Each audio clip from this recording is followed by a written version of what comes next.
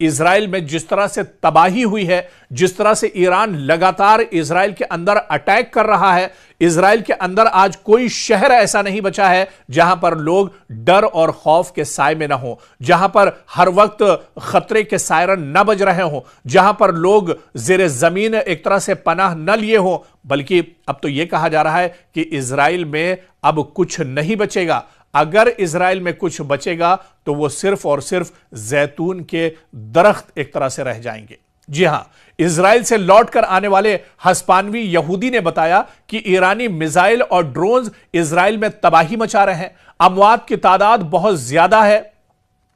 Israel के अंदर नुकसान बेपनाह है, इंटरसेप्टर्स काम नहीं कर रहे हैं, इजरायली फौज ने सख्त तरीन सेंसरशिप नाफिज किया हुआ है, इसलिए नुकसान की खबरें दरअसल इजराइल से बाहर नहीं आ रही हैं। लेकिन जो खबरें आ रही हैं वो भी आप देखिए, जो तस्वीरें आ रही हैं, भयानक तस्वीरें ईरान से निकल कर आ रही हैं। तल अवीव पूरे तौर से तबाह हो गया है, हैफा में जो रिफाइनरी है वो तबाह हो गई है, बिन गोरियन एयरपोर्ट पूरी तरह से नेस्तो नाबूद कर दिया गया है, मशरिकी यरूशलेम में हाहाकार मचा हुआ है, कोई ऐसा शहर नहीं है इजराइल के अंदर जहां पर तबाही ना हुई हो। और कहा जा रहा है कि अगर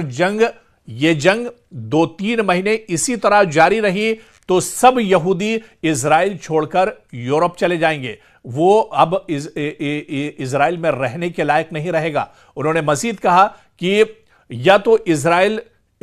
शिफ्ट हुए थे अमन सुकून के लिए, ना कि मिसाइलों की बारिश में पनाहगाहों में छुपने के लिए। इजराइल तो उनके लिए अब एक तरह से गजा बन चुका है। जो तस्वीरें गजा से आ रही थी, जो तबाही गजा में इजराइल ने की थी, अब वही तबाही यहूदी अपने मुल्क में यानी इजराइल के अंदर देख रहे हैं। पूरा तल अवीव इस वक्त गजा की सूरत पेश कर रहा है। आपको बताते चलें कि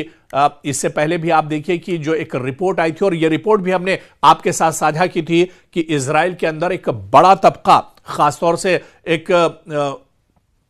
जो क्रीमी लेयर है इजराइल की, जो पढ़ा लिखा तबका है, जो दानिश्वर तबका है, जिसमें डॉक्टर्स और इंजीनियर्स हैं, माहिरीन हैं, वो दरअसल इजराइल छोड़ रहे हैं। बाकायदा इजराइल की मीडिया ने इस खबर की वजाहत की है, तस्दीक की है कि बड़ी तादाद पढ़े लिखे लोगों की, यहूदियों की, अब वो इजराइल छोड़ने पर मजबूर है। जिस तरह से लगातार इजराइल के अंदर तबाही हो रही है, ऐसे में माहिरीन का यही मानना है कि अगर ये जंग इसी तरह से चलती रही, 2 या 3 माह तक अगर ईरान ने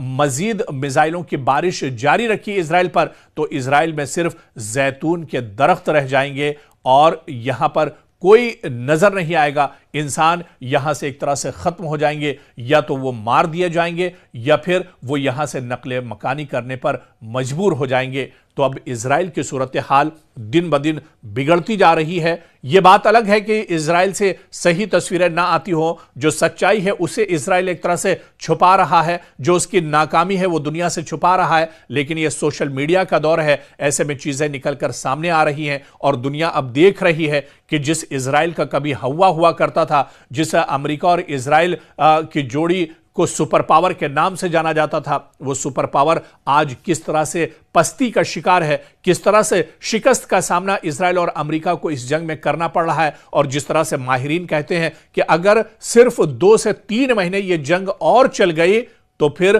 पूरी दुनिया में इसके असरात होंगे। इजराइल तो तबाह होगा ही होगा, अमेरिका की जो पोल है वो तो पहले ही खुल चुकी है, लेकिन उसकी जो कमजोरियां हैं वो भी निकलकर सामने आ जाएंगी अगर ये जंग और खिंचती है। अब यहां से यह देखना बहुत अहम होगा कि इस जंग में आगे का रुख क्या कुछ होता है, क्योंकि ईरान ने तो यह एक तरह से तय कर लिया है कि जब तक इस जंग में आर पार नहीं हो जाता है, जब तक वो ईरान के supreme leader ayatollah Ali Khamenei की शहादत का बदला नहीं ले लेते हैं, तब तक वो अपने कदम को पीछे नहीं हटाएंगे।